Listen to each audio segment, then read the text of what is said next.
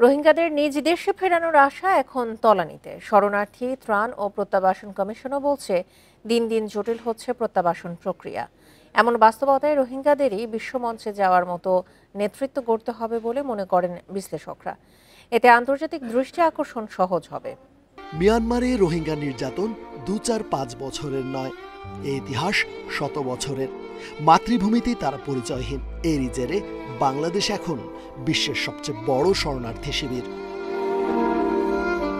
২০১৭ সালের ২৫ আগস্ট রাখাইনে নির্মম নির্যাতন ও গণহত্যার মুখে লাখ লাখ বাসিন্দা কক্সবাজারে পালিয়ে আসে।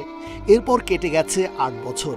আন্তর্জাতিক তৎপরতা, জাতিসংঘের নানা উদ্যোগেও প্রত্যাবাসনে কার্যকর কিছুই হয়নি। এর মধ্যেই সশস্ত্র বিদ্রোহে লণ্ডভণ্ড মিয়ানমার। ফলে রোহিঙ্গাদের নিজ দেশে ফিরে যাওয়াটাও অনিশ্চয়তার মুখে। সব দেশে কিন্তু, তবে আমাদের দেশের মতো হবে না। এটা একটা আরেকজনের দেশ, আমাদের দেশের মতো কিন্তু হবে না, আমাদের বাড়ির মতো কি হবে? এখানে কি যাওয়া যাবে? মারামারি করে আমাদের মা আছে, ভাই আছে, ওরা তো থাকতেও পারে না। এখন তো ওরা ডর হয়েছে।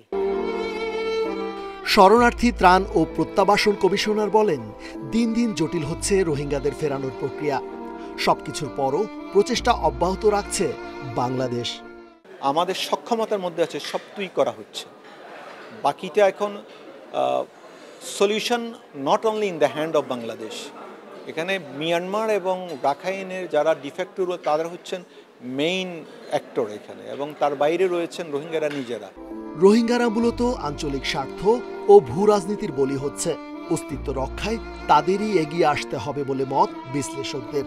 এজন্য গড়তে হবে বিশ্বমঞ্চে আওয়াজ তোলার মতো নেতৃত্ব।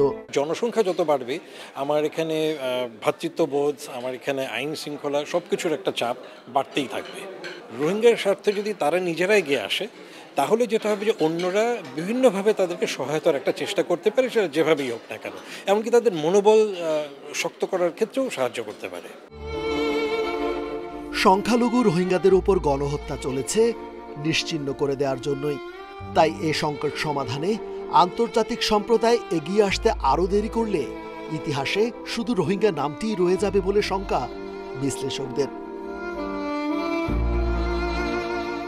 রেজওয়ানুল হক, ইন্ডিপেন্ডেন্ট নিউজ, কক্সবাজার।